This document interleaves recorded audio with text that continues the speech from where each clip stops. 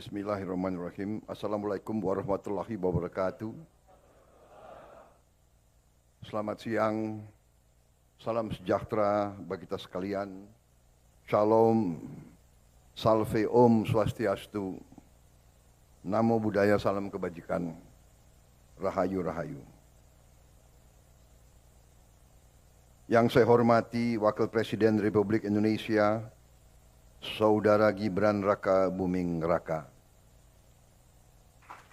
Menteri Perencanaan Pembangunan Nasional sebagai tuan rumah Profesor Dr. Insinyur Rahmat Pambudi. Ketua Dewan Perwakilan Daerah Republik Indonesia Saudara Sultan Bakhtiar Najamuddin. Ketua Komisi Yudisial Profesor Amzulian Rifai. Ketua Badan Pemeriksa Keuangan Republik Indonesia Ibu Isma Yatun yang mewakili. Ketua Badan Legislasi DPR RI Saudara Bob Hasan.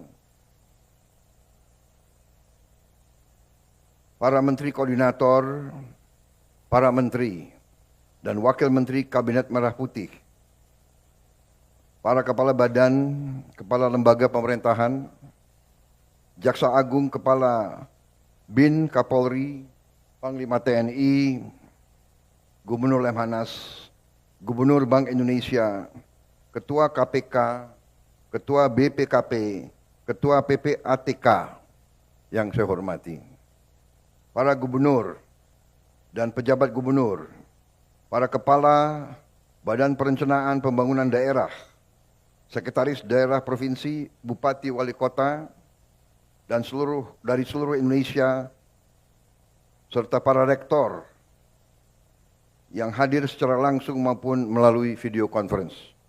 Yang saya hormati dan saya banggakan, hadirin undangan yang berbahagia. Pada kesempatan kali ini, tentunya sebagai insan yang bertakwa, marilah kita tidak henti-hentinya memanjatkan puji syukur kehadirat Allah Subhanahu wa taala, Tuhan Maha Kuasa. Kita masih diberi kesehatan, masih diberi karunia dapat berkumpul di tempat yang bersejarah ini untuk menghadiri pembukaan Musyawarah Perencanaan Pembangunan Nasional RPJMN 2025-2029, Rencana Pembangunan Jangka Menengah Nasional. Dalam kesempatan kali ini saya ucapkan terima kasih kepada Kepala Bappenas dan seluruh jajarannya, serta seluruh Gubernur dan Kepala Badan Perencanaan Daerah, Pembangunan Daerah, yang telah bekerja keras menyusun dan menghasilkan rencana pembangunan jangka menengah ini. Saudara-saudara sekalian, dalam hidup bernegara ada beberapa filosofi bernegara yang bermuara kepada faham ekonomi. Ada faham yang sangat kuat di negara-negara barat tadinya, yaitu yang berpendapat bahwa suatu pembangunan ekonomi tidak perlu direncanakan, bahkan tidak boleh direncanakan. Mereka menganut pemikiran yang disebut neoliberal sekarang, bahwa yang mendorong ekonomi adalah pasar. Pemerintah itu hanya sebagai regulator dan sebagai wasit.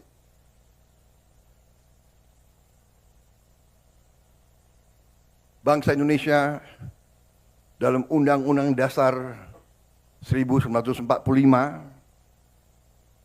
pendiri bangsa Indonesia tidak menghanut faham itu. pendiri-pendiri negara ini menghanut faham bahwa perekonomian disusun atas dasar azas kekeluargaan. Pemerintah bukan hanya wasit, pemerintah bertanggung jawab, pemerintah dipilih oleh rakyat, pemerintah harus menjadi pengayom rakyat, pemerintah harus jadi pemimpin, pemerintah harus jadi pelopor, pemerintah harus menjadi pengelola, pemerintah harus memanage ekonomi, pemerintah harus menjaga segala kekayaan bangsa Indonesia.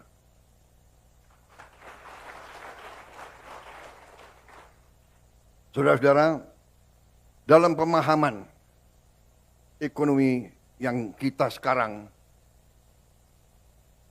wajib dan pantas untuk menyebut ekonomi kita ekonomi Pancasila. Bahwa ekonomi Pancasila itu adalah penggabungan antara yang terbaik dari pemahaman pasar bebas, kapitalisme, yang terbaik dari ekonomi yang direncanakan, planned economy. Itu Pancasila. Antara pasar bebas dan antara ekonomi yang direncanakan. Bahwa Presiden pertama membuat rencana pembangunan semesta 8 tahun. Kemudian Presiden kedua melanjutkan dengan rencana pembangunan 5 tahun. Bahwa kita berdiri di gedung ini, gedung Bappenas, ini mengingatkan kita bahwa ekonomi kita harus kita berpegang teguh. Ekonomi kita adalah ekonomi Pancasila, ekonomi yang berazas kekeluargaan. Bahwa kita masih teguh, masih berpegang bahwa pembangunan harus direncanakan. Kita mengerti dan kita paham bahwa belum tentu rencana yang terbaik mencapai sasaran 100%. Tetapi azas kehidupan bernegara mengajarkan kepada kita tanpa perencanaan kita tidak tahu arah yang harus kita lakukan. Dalam setiap organisasi, dalam hidup swasta, dalam korporasi pun harus ada perencanaan. Apa rencana strategis kita? Apa yang akan kita mencapai? Saudara-saudara sekalian, karena itu jelas bagi setiap pemerintah kita diarahkan oleh pembukaan Undang-Undang Dasar Negara Republik kita 1945. Kita diarahkan tujuan nasional yang ditetapkan oleh pendiri-pendiri bangsa kita, yang mendirikan bangsa ini melalui suatu pengorbanan, suatu perjuangan. Mereka merasakan imperialisme, mereka merasakan dijajah, mereka merasakan bahwa kita, warga negara Indonesia waktu itu adalah warga negara kelas 3, kelas 4.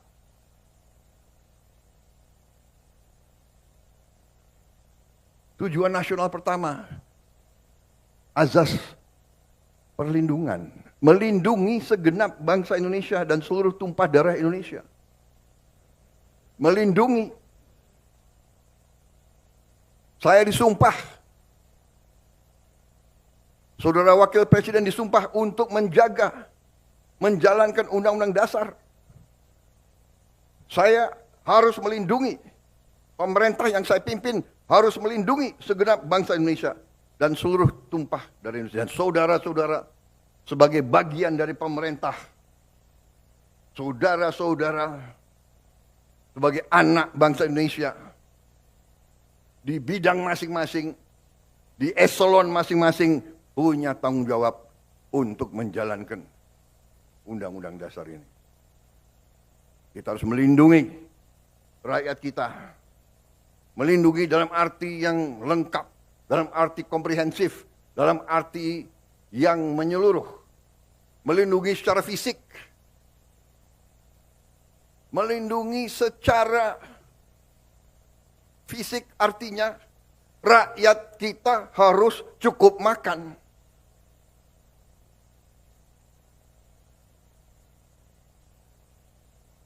Melindungi secara fisik rakyat kita harus cukup makan. Melindungi segenap tumpah darah artinya kita harus swasembada pangan. Bagaimana kita mau lindungi segenap bangsa kalau kita tidak bisa jamin makan? Tidak ada negara, tidak ada peradaban tanpa pangan. Saya ingatkan saudara-saudara sekalian. Mari kita kembali ke dasar pengetahuan. Jadi perencanaan pembangunan nasional ini penting. Tetapi dasar-dasarnya saya kira menjadi acuan bagi kita. Baru sesudah kita lindungi, tentunya setelah kita menjamin fisik daripada rakyat kita, kita menjamin juga sumber-sumber kehidupan rakyat kita. Kita harus jaga tumpah darah kita, tanah air kita, yang kita nyanyi itu. Memajukan kesejahteraan umum. Perintah Undang-Undang Dasar. Mencerdaskan kehidupan bangsa. Dan kita ikut melaksanakan ketertiban dunia. Kita juga berperanan. Tapi bagaimana kita berperanan kalau rumah kita tidak beres? Kalau dapur kita tidak beres? Jadi saudara-saudara, ini penting saya sampaikan karena upaya kita untuk swasembada pangan dan swasembada energi ini adalah dasar kedaulatan. Dasar kedaulatan. Begitu kita menjamin swasembada pangan kita, dan insya Allah dalam beberapa tahun kita menuju swasembada energi, harus. Ya, karena ada budaya di bangsa Indonesia ini saya perhatikan, ya, segelintir tentunya, tapi kadang-kadang segelintir orang-orang yang menganggap dirinya pintar. Selalu meragukan kemampuan bangsa Indonesia. Rasa rendah diri.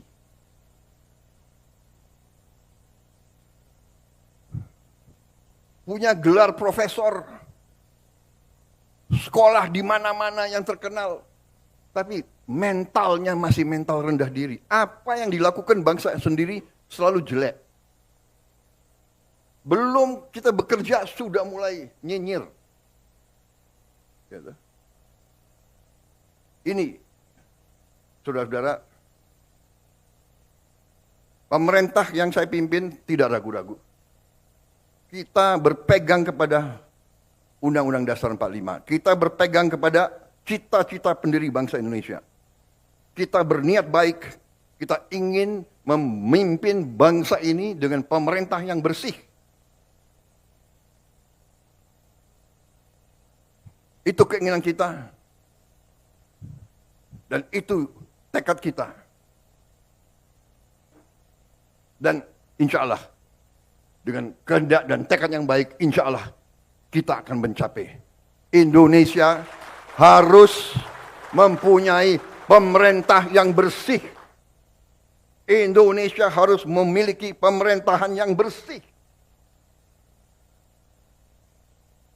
Saudara-saudara, berkali-kali di setiap kesempatan saya bicara, kita harus hentikan kebocoran-kebocoran.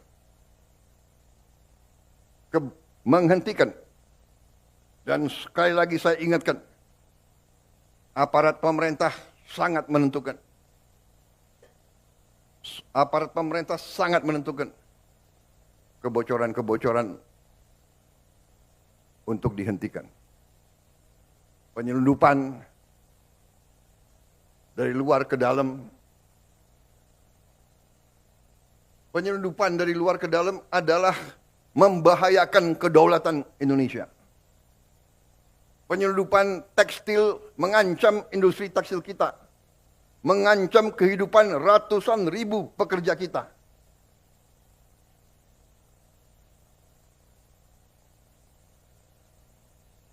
Saya nanti akan cari ahli-ahli hukum, apa wewenang yang bisa saya berikan kepada aparat. Apa kapalnya ditenggelamkan?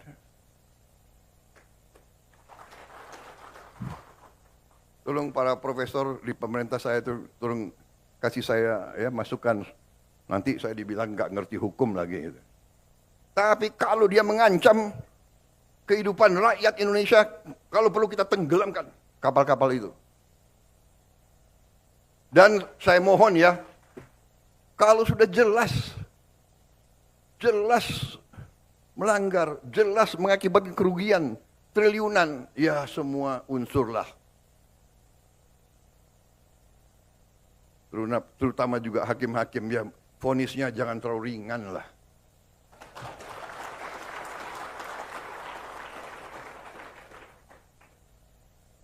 Nanti dibilang Prabowo nggak ngerti hukum lagi. Tapi rakyat pun ngerti, rakyat di pinggir jalan ngerti. Ngerampok triliunan, kalau triliunan, ratusan triliun. Vonisnya sekian tahun. Nanti jangan-jangan di penjara pakai AC, punya kulkas, pakai TV. Tolong Menteri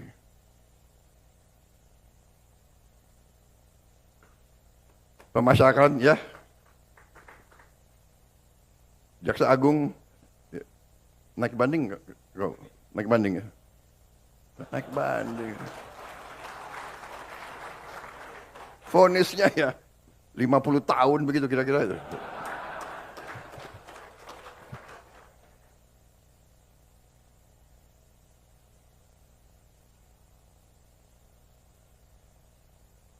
Kita semua, mari kita kembali ke jati diri kita, kembali ke 17 Agustus 45, cita-cita pendiri bangsa kita. Saya tidak mau nyalahkan siapapun, ini kesalahan kolektif kita. Mari kita bersihkan.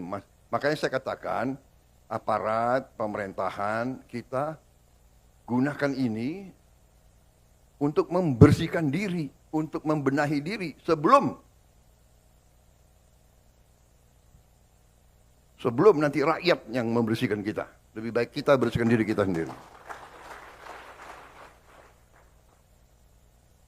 Rakyat Indonesia sekarang tidak bodoh, mereka pinter-pinter. Semua orang punya gadget.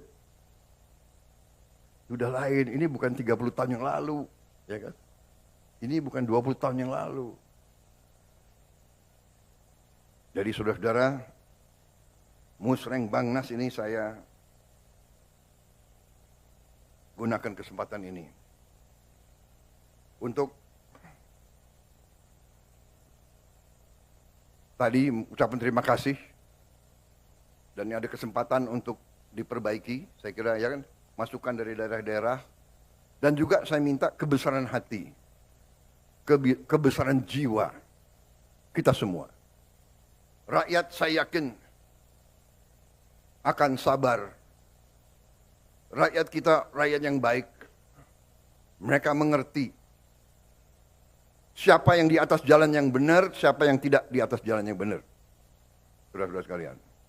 Jadi, marilah kita berbuat yang terbaik. Dalam arti perencanaan ini kita laksanakan dengan realisme, dengan hal-hal yang konkret. Ya. Terima kasih. Ada angka tadi, ya kita memang saya mencanangkan pertumbuhan 8%. Banyak yang tidak yakin dan tidak percaya. Ya kita buktikan. Belum tentu kita akan capai 8%. Tapi sekali lagi, ya, pemimpin-pemimpin yang berani, pemimpin-pemimpin yang besar dalam sejarah pengalaman saya sendiri, dalam karier saya sebagai prajurit, kalau saya hadapi musuh yang berat, saya harus yakin saya akan berhasil, saya akan menang. Kalau tidak, kita nggak berani berbuat. Bung Karno menyampaikan, mengatakan kepada kita, gantungkan cita-citamu setinggi langit. Kalau kau tidak mencapai langit, minimal kau jatuh di antara bintang-bintang. Itu memang istilahnya memotivasi kita. Kalau Belanda dulu mengatakan bahwa kita ini tidak pantas merdeka, tahun 45. Belanda mengejek kita. Apa? Kamu? Hei, orang Indonesia, hei orang pribumi, kau mau merdeka? Bikin peniti saja tidak bisa. Dulu kita dituduh bikin peniti saja tidak bisa. Tapi kita mau merdeka. Proklamasi kemerdekaan kita berapa itu? Mungkin tiga baris ya. Proklamasi yang tersingkat saya kira dalam sejarah dunia, iya kan? Hal-hal yang menyangkut pemilihan akan pokoknya administrasi belakangan deh, merdeka dulu, kan begitu. Tapi sekarang tidak, administrasi harus baik, ya kan? Kalau enggak dikejar BPKP, KPK, BPK, kita administrasi baik. Makanya ada Badan Perencanaan Nasional, ada Bapeda. Tapi saya minta kebesaran jiwa dalam arti ini. Ada prioritas kita. Ya, jadi mungkin KL-KL sebagian tidak akan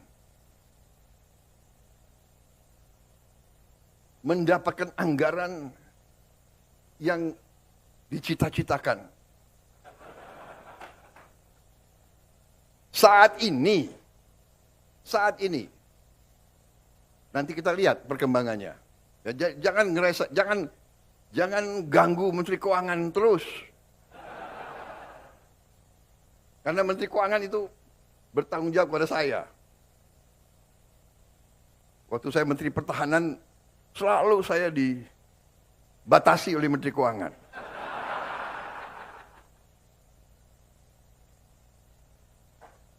Sekarang yang lemes Pak Safri Samsudin. Kalau dia merasa dibatasi oleh Menteri Keuangan, nanti Menteri Keuangan mengatakan, ini perintah Presiden. Setelah saya jadi Presiden, saya harus mikir, ya kan? Pertahanan sangat penting, tapi anak-anak ini harus makan. Iya kan? Guru-guru gajinya harus diperbaiki. Hakim-hakim harus segera dibikin rumah-rumah dinas yang layak. Tidak boleh ada hakim yang kontrak.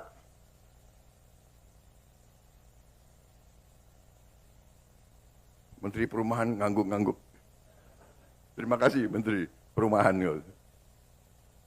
Tambah rambut putih aku lihat kau itu. Baru 2 bulan udah. Tapi masih senyum, saya terima kasih. Jadi ini juga para gubernur, para bupati ya, yang ikut rapat ini melalui video conference, saya mohon juga jiwa besar dan kesabaran. Mungkin ada beberapa yang harus kita dahulukan. Tapi percayalah ujungnya nanti gubernur bupati yang akan merasakan. Contoh, dana desa adalah sekarang 1 miliar 1 tahun. Benar ya? Dengan program makan bergizi, ya, itu nanti uang yang beredar di desa mungkin akan naik 5, 6, 7 kali. Saudara-saudara sekalian.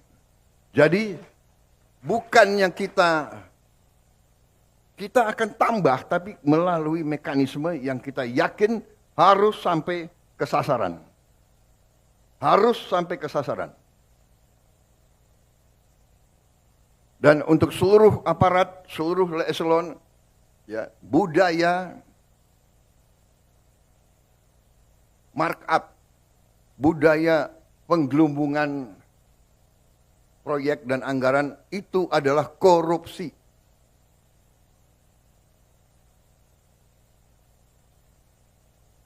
Saya ulangi, penggelumbungan markup barang atau proyek itu adalah merampok uang rakyat. Kalau bikin proyek yang nilainya 100 juta, ya 100 juta. Bikin rumah 100 juta, ya 100 juta. Jangan 100 juta dibilang 150 juta. Budaya ini harus kita kurangi, saudara-saudara. Bukan kurangi, maaf, harus kita hilangkan. Ya.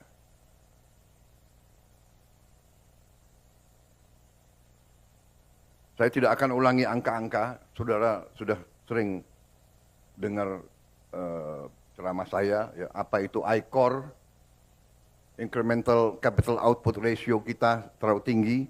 Kenapa? Ya kebocoran. Saya juga tidak akan paparkan di sini laporan-laporan yang saya terima, kebocoran-kebocoran, kehilangan uang dari judi online, dari penyelundupan, dari illegal mining, dari illegal logging, dan sebagainya. Tidak dalam kesempatan ini, tapi pada kesempatan lain, kalau perlu, di sidang kabinet sudah saya paparkan, nanti khusus mungkin bupati dan gubernur saya undang khusus. Bukan saya apa-apa, saya tidak mau menurunkan moral daripada anak-anak muda kita. Tapi rakyat harus yakin, harus bertekad bahwa kita sekarang ingin melaksanakan pembangunan nasional dengan mengurangi segala bentuk kebocoran, manipulasi, markup, akal-akalan, dan sebagainya. Dan ini membutuhkan kerjasama semua pihak. Yudikatif, legislatif, pemerintahan, aparat. Semua kita harus kerjasama. Tadi saya katakan, ya, rakyat kita itu bukan rakyat yang bisa dibohongi terus. Sudah jelas kerugian sekian ratus triliun. Vonisnya seperti itu. Ya. Ini bisa menyakiti rasa keadilan.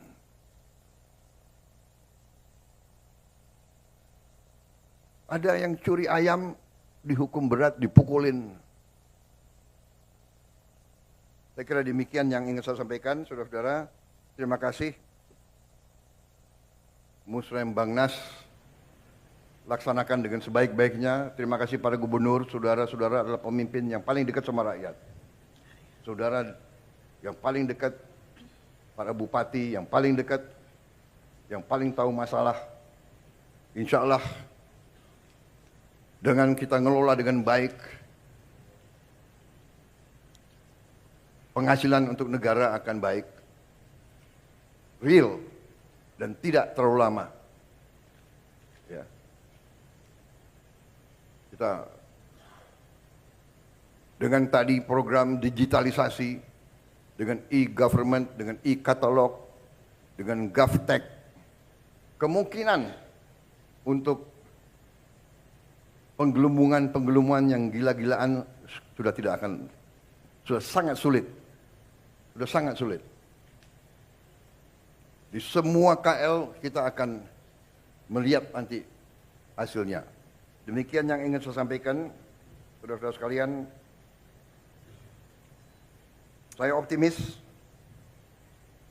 saya yakin bahwa kita akan berbuat baik dan kita akan bikin kaget semua pihak luar negeri.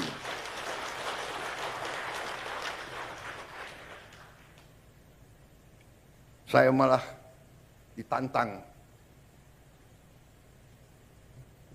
oleh ada pihak-pihak dari luar negeri yang tantang saya. Mereka yakin kita tidak mungkin 8%. Kalau mencapai 8%, saya akan dikasih makan malam gratis. Saya boleh pilih menunya. Saya akan pilih menu yang paling mahal. Tapi karena saya sudah saya harus mengurangi berat badan, jadi bagaimana itu? Terima kasih Bappenas dan seluruh jajarannya atas kerja keras saudara-saudara. Terima kasih Bapeda, Gubernur. Kita melangkah menatap hari besok dengan gagah, dengan keyakinan. Kita kompak, kita bersyukur kepada Tuhan. Bersyukur dan bersyukur. Negara lain penuh kesulitan. Negara lain penuh ketegangan, pertikaian. Saya sampai, kalau keliling luar negeri, saya sampai merasa banyak negara selalu berharap dari Indonesia. Saya sampai ngeri sendiri, terlalu berharap. Disangka kita ini sudah jadi apa begitu. Ya. Minta kami mohon ini, terutama mereka sangat membutuhkan kelapa sawit kita. Ternyata kelapa sawit jadi bahan strategis rupanya. Banyak negara itu takut tidak dapat kelapa sawit. Bayangkan. Jadi jagalah ya para bupati, gubernur, para pejabat tentara, polisi, jagalah kebun-kebun kelapa sawit kita.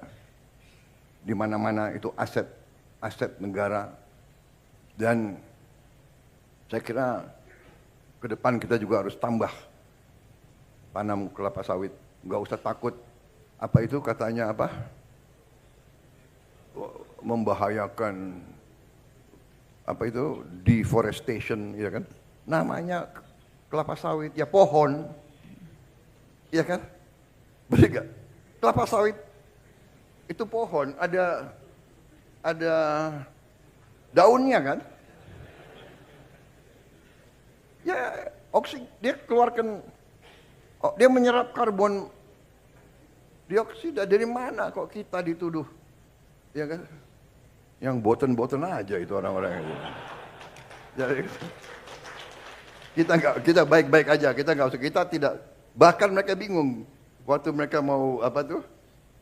Ngomong-ngomong mau batasi, kita nggak boleh apa? Eropa kan mau batasi, sekarang bingung sendiri. Saya bilang, oh terima kasih, kita nggak jual ke Anda, terima kasih, saya bilang. Mereka panik sendiri di situ sekarang. Tuh, nanti semua industri coklat mereka kacau itu kan. Bikin coklat itu kan dari kelapa sawit itu. Sebagian dari deterjen, apa itu, kosmetik, Bingung sendiri mereka, nggak apa-apa. Saya kira itu dari saya. Terima kasih. Wassalamualaikum warahmatullahi wabarakatuh.